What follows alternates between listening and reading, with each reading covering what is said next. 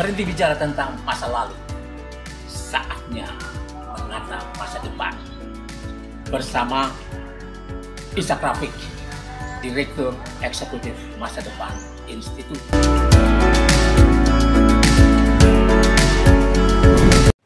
Assalamualaikum warahmatullahi wabarakatuh. Saudara-saudara sekalian, kita jumpa lagi.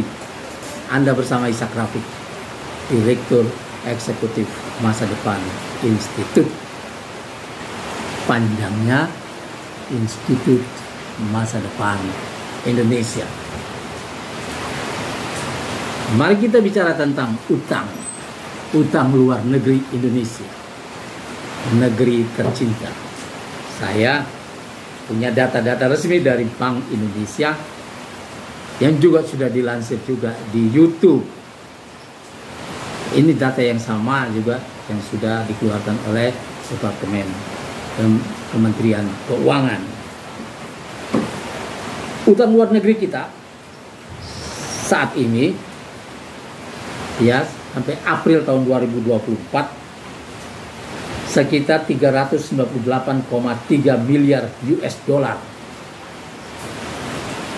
Kalau di kurs luar biasa besar ini, dengan kurs yang sekarang sudah mendekati 17.000, kita anggaplah 16.500, maka ini utang yang 398,3 miliar US dollar ini bisa mendekati ya 6.500 sampai 7.000 triliun. Itu baru utang luar negeri saja. Dan memang itu yang kita mau bicarakan. Ini terdiri dari ya kalau di bulan Maretnya ya dibanding bulan Maret ini memang ada penurunan sedikit karena bulan Maret 404,8 miliar US dollar utang luar negeri kita. Jadi ini terdiri dari utang pemerintah dan utang swasta. Utang pemerintah 189,1 miliar US dollar per April. Sedangkan utang swastanya 195,2 miliar US dollar per April 2024. Artinya swasta tetap lebih besar dari utang pemerintah. Jadi sama-sama doyan utang. Dan ini tidak baik karena kalau utang itu terus bertambah berarti kita tidak mampu menggunakan utang itu dalam kegiatan-kegiatan yang produktif, sehingga uang untuk membayarnya itu sudah ada ketika jatuh tempo. Yang terjadi sekarang ini dan sudah sekian tahun ini, kita berutang untuk membayar cicilan utang dan bunga utang, dan ini sangat memalukan. Bahkan cicilan utang dan bunga utangnya tahun 2023 menurut Yusuf Kala sudah sampai 1.000 triliun. Ini sangat besar. Nah sekarang kita punya utang seperti itu, tapi kita tidak merasa riskan. Bahkan kita lihat pemerintah, Menteri Keuangan seperti menganggap dirinya sudah berprestasi dengan itu karena bisa menjaganya, katanya kita bisa membayarnya. Bukan itu. Kita baru bangga kalau kita bisa menjadi investor dan kreditor di negara-negara lain. Kita menjadi solusi, bukan setiap saat kita mencari utang. Kita mencari utangan pada saat melalui pemerintahan, kita mengeluarkan surat utang ketika pemerintahan berjalan, lalu mencari pinjaman siaga ketika krisis datang. Nah ini bukan sesuatu yang bermartabat, malah kita kelihatan gagal di sini. Nah Soeharto dulu kita masih ingat ya, pada zaman Soeharto kita punya patokan-patokan yang berbeda. Menjelang kejatuhannya, menjelang kolapsnya Orde Baru tahun 97-98 ya, utang pemerintah, utang luar negeri Indonesia, kita tidak punya utang domestik waktu itu ya, utang luar negeri ini 137,424 miliar US dollar. Sedangkan cadangan devisanya 21 miliar US dollar. ini dianggap bagus oleh para pengamat ekonomi dalam dan luar negeri. Fundamental ekonomi kita dianggap kuat. Maka kita diminta untuk melepas ban intervensi. Jadi dari ini 137,412 miliar US dollar ini, utang pemerintahnya 63,732 miliar US dollar dan utang swasta 73,962 miliar US dollar, lebih tinggi ya. Dan ketika ban intervensi dilepas, tidak lagi manageable floating cost ya, tidak lagi itu yang dipakai, tapi dilepas di pasar dan kemudian nilai rupiah anjlok terus masuk jurang ya, dari 2130 terus turun menjadi 3.000, 3.500, 4.000 sampai akhirnya 16.000 dan 17.000. Apa artinya ini? Artinya ketika harus membayar utang, kita harus menyediakan rupiah yang sangat besar, yang 7 kalinya dari saat kita meminjam. Maka kolapslah semua dan swasta-swasta besar, konglomerat kita mati, tidak bisa membayar utangnya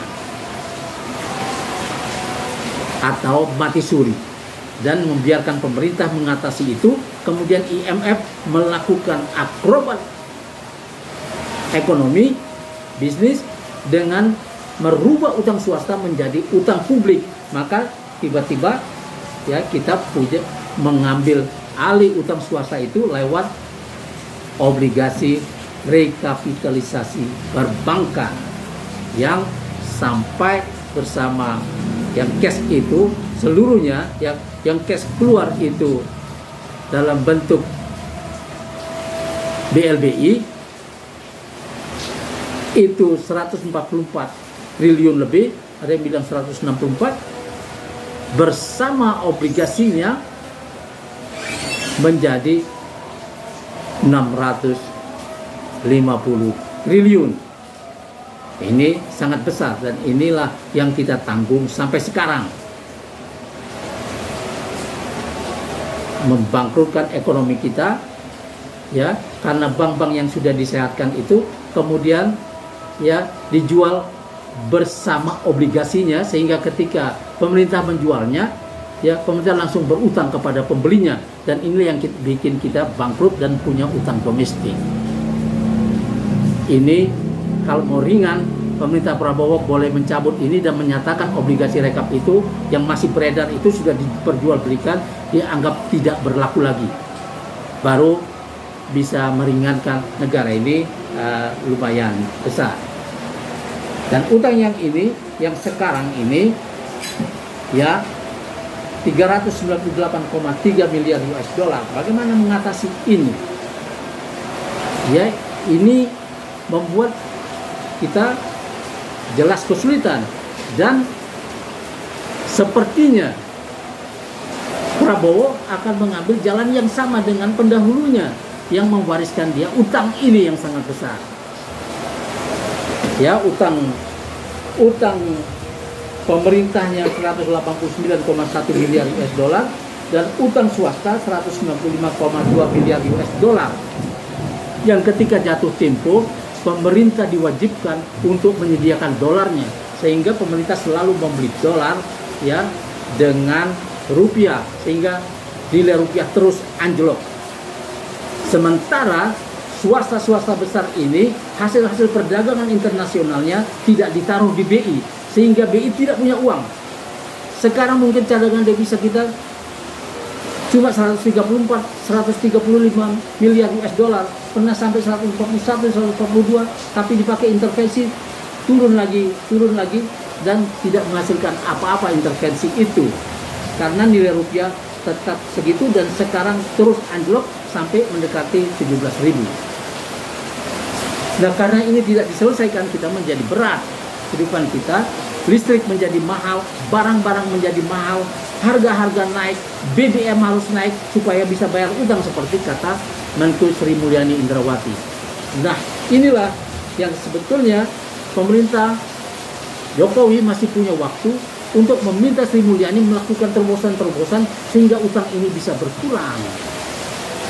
Dengan cara pertama, yang paling mudah sudah dilakukan oleh Habibie ketika dia melunakkan dolar ya dalam 522 hari pemerintahannya itu dia bisa melunakkan dolar dari 17.000 menjadi 6.700 per dolar dengan memanfaatkan kemampuan salah satunya kemampuan Tanri Abeng memainkan BUMN, membawanya go public sehingga menjadi instrumen yang sangat bagus dan rupiah menjadi kuat sampai 6.700 per dolar. Mengapa tidak meniru ini? Kalau dolar berhasil diturunkan nilainya sampai 6.700, maka utang kita dengan sendirinya memerlukan rupiah yang 3 kali lebih kecil daripada yang harus disediakan sekarang. Itu.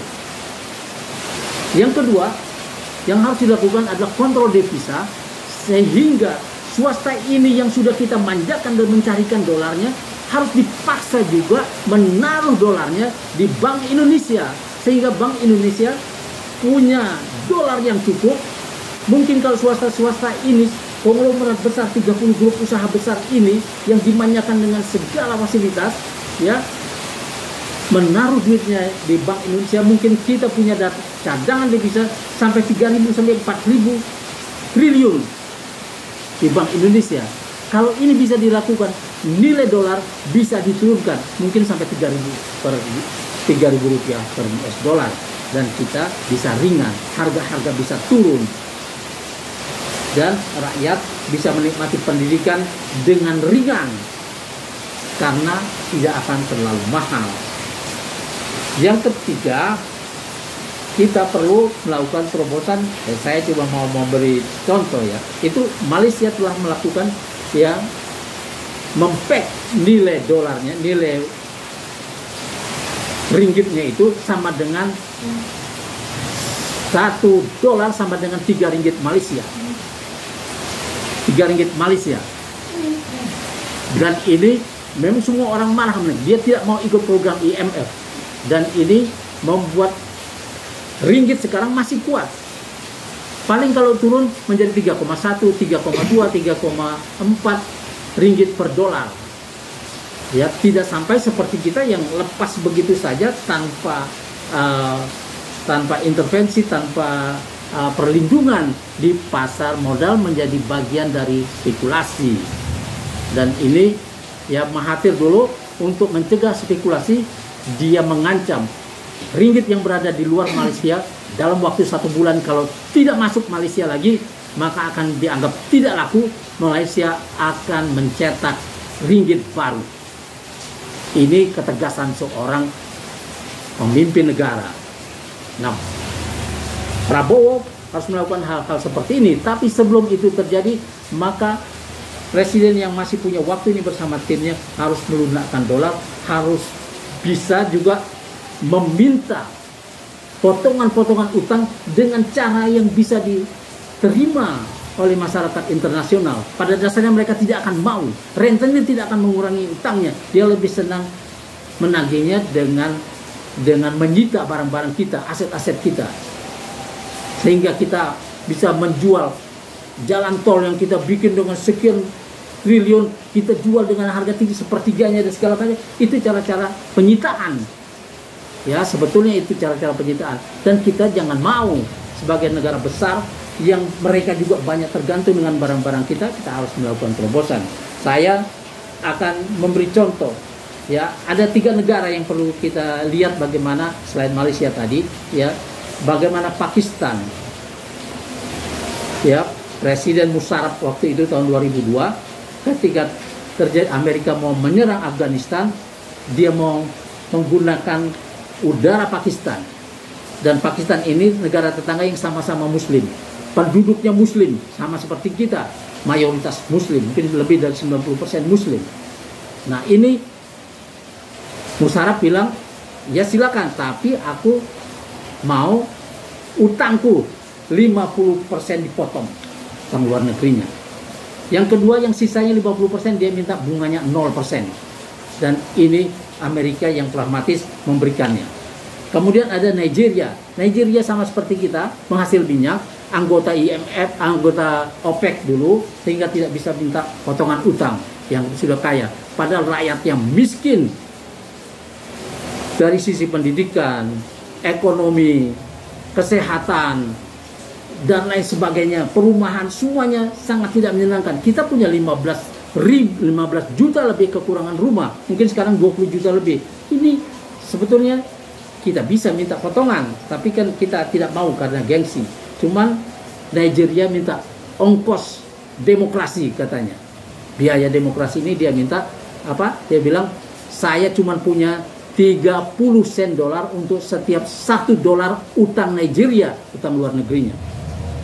Silakan yang mau. Kalau yang tidak mau, tunggu sampai Nigeria punya duit untuk membayarnya. Maka investor akhirnya menyerah. Dan artinya dia mendapat potongan 70% dari utangnya. Sisanya yang 30% ini lewat NGO, dia minta bisa dibeli dengan harga 10% dari nominalnya. Akhirnya dia menjadi dapat potongan 90% dari utang luar negerinya. Ini luar biasa. Dia juga dari militer. Kemudian Argentina. Argentina juga bilang begitu kepada para investor dan seluruh dunia, bahwa dia tidak punya uang untuk membayar utang. Karena Argentina mau membangun negaranya dengan duit yang biasanya dialokasikan untuk membayar utang yang besar itu. Maka dia mau dalam waktu 3 tahun ke depan tidak membayar utang. Nanti setelah dia berhasil, baru dia akan bayar utang. Semua marah dan bilang bahwa Argentina akan ditinggalkan investor dan akan bangkrut. Ternyata tahun pertama Argentina tumbuh 7%, tahun kedua tumbuh 8%, tahun ketiga melampaui itu lagi, dan kemudian investor datang dan dia bisa ringan memutar roda ekonominya. Ini opsi-opsi yang tersedia. Kita akan lanjutkan lagi. Wassalamualaikum warahmatullahi wabarakatuh.